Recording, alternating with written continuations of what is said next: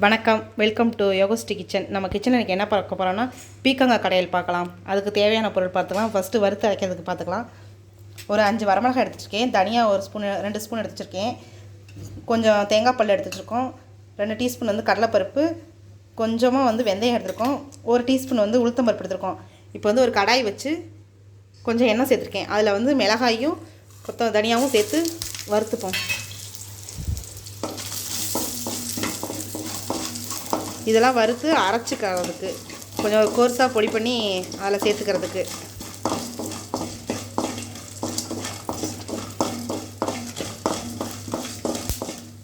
தனியாக வறுபட்டுருச்சு. இப்போ வெந்தயம் சேர்த்துப்போம்.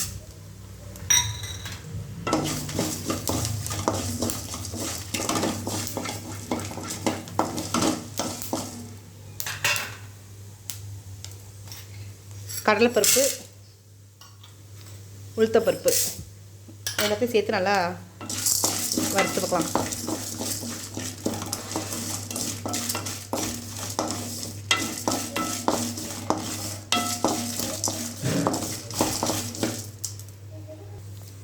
இங்கே பாருங்கள், கடலைப்பருப்பு உளுத்தப்பருப்பு தனியாக நல்லா வறுபட்டுருச்சு.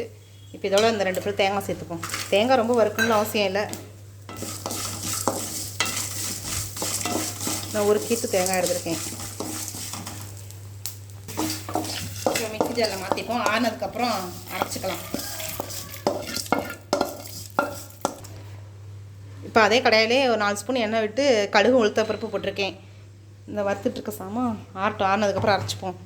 பீக்கங்காய்க்கு தேவையானதுலாம் 2 பெரிய சைஸ் தக்காளி கட் பண்ணியிருக்கேன். 2 பெரிய வெங்காயம் கட் பண்ணியிருக்கேன். கொஞ்சம் கருவேப்பிலை, கொஞ்சம் பீக்கங்காய் வந்து ஒரு பெரிய பீக்கங்காய் எடுத்து பொடி பொடியாக கட் பண்ணி வச்சுருக்கோம். பீக்கங்காய் கடைசலுக்கு இதை வந்து சாதத்தில் பெரட்டி கூட குழந்தைங்க லஞ்ச் பாக்ஸ் கொடுத்து விடலாம். நல்லா டேஸ்ட்டாக இருக்கும்.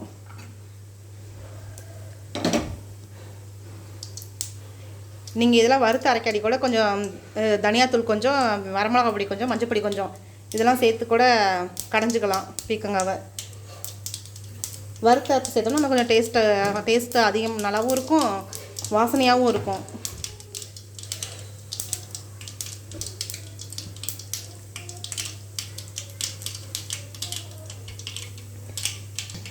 கடுகு வெடிச்சிச்சு. கொஞ்சம் கருவேப்பிலை சேர்த்துப்போம். இப்போ இதோட வெங்காயத்தை சேர்த்துப்போம்.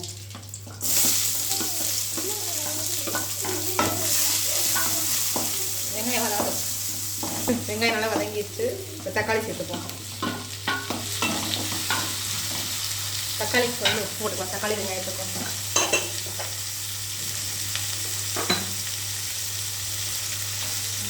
உப்பு கொஞ்சம் சேர்த்துட்டு நல்லா வதக்கிப்போம். இதோட மஞ்சள் பொடி கொஞ்சம் சேர்த்துப்போம். மஞ்சள் பொடி 1/4 டீஸ்பூன் சேர்த்துப்போம். பெருங்காயத்தூள் கொஞ்சம் சேர்த்துப்போம்.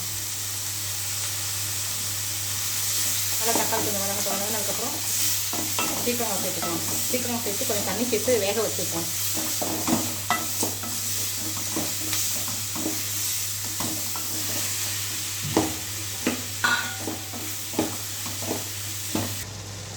நல்லா வதங்கிடுச்சு. பீக்கங்காவும் தக்காளிலாம் கொஞ்சமாக தண்ணி சேர்த்து வேகட்டும். மூடி போட்டுப்போம். கொஞ்ச நேரம் வேகட்டும். இப்படி பாருங்கள், மத்து வச்சு நல்லா மசிச்சுக்கோங்க.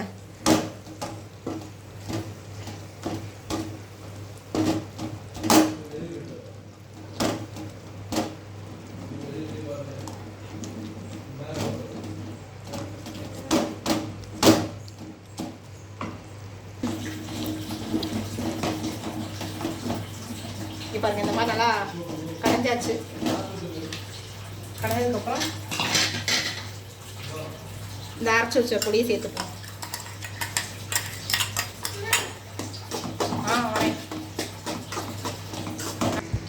கொஞ்சம் தண்ணி சேர்த்துக்குங்க. இல்லை அந்த கடலைப்பருப்பு உளுத்தம் பருப்புலாம் கொஞ்சம் திக்னஸ் கொடுப்போம்.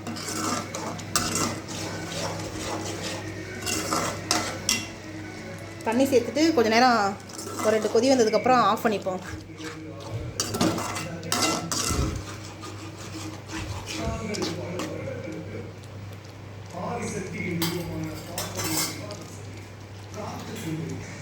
கொத்தமல்லி தழை சேர்த்துப்போம். சேர்த்துட்டு ஆஃப் பண்ணிப்போம். அவ்வளோதான். இந்த பீக்கங்காய் கடையில் பாருங்கள், இதை சாதத்துக்கும் பிசைஞ்சு சாப்பிட்டுக்கலாம். இட்லி, தோசை, சப்பாத்திக்கு இதுக்கெலாம் நல்லா டேஸ்ட்டாக இருக்கும். நான் இன்றைக்கி வந்து குழந்தைங்களுக்கு வந்து இதான் லஞ்ச் பாக்ஸ்க்கு கிளறி கொடுத்துருக்கேன் சாப்பாடு. நல்லா டேஸ்ட்டாக இருக்குது. இதோட ஒரு அப்பளம், வடகம் எது வேணாலும் வச்சு சாப்பிட்டுக்கலாம். நாங்கள் வந்து முட்டைக்கோஸ் பொரியல் பண்ணியிருந்தேன் இதுக்கு. உங்களுக்கு இந்த வீடியோ பிடிச்சிருந்தா எங்கள் சேனல் லைக் பண்ணுங்கள், ஷேர் பண்ணுங்கள், சப்ஸ்கிரைப் பண்ணி வச்சுக்கோங்க. நான் டெய்லி ஒரு இன்ட்ரெஸ்ட்டான வீடியோ போட்டுட்ருக்கேன் பாருங்கள். நிறையா பேர் வீடியோ பார்க்குறீங்க, ஆனால் வந்து சப்ஸ்கிரைப் பண்ண மாட்டேங்கிறீங்க. சப்ஸ்கிரைப் பண்ணுங்கள். தேங்க்யூ.